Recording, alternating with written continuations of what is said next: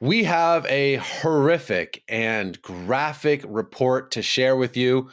Over 30 Christians have been beheaded by the Islamic State Mozambique province, also known as ISMP.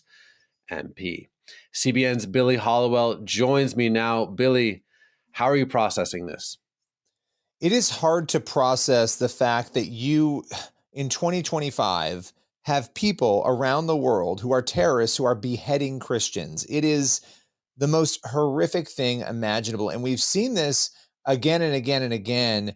And I think for me, the thing I'm processing is this reality that in America, we live with such freedom, right? We have our debates, we have our issues over the First Amendment, we have our fights, we have our political infighting and our battles.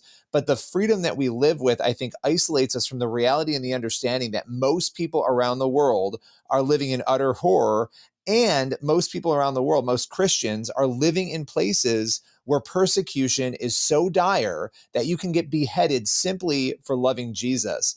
And so that is convicting to me. It always sort of brings me back to, do I understand the freedom that I have? Do I understand the ability to worship that I have? Do I appreciate that? And then the second conviction is, am I praying enough for these people? The fact that you have 30 people beheaded, it is so satanic and ungodly and evil. And yet, am I praying enough for those in duress around the world? Well, ISMP proudly released photos of their demonic savagery, and the incredible organization Memory captured some of those photos. I don't know if we can show them. I'll have to talk to one of our editors, and if we can, we'll put them on the screen. If not, just know that it's barbaric. But what's really disturbing is that these people are proud of it.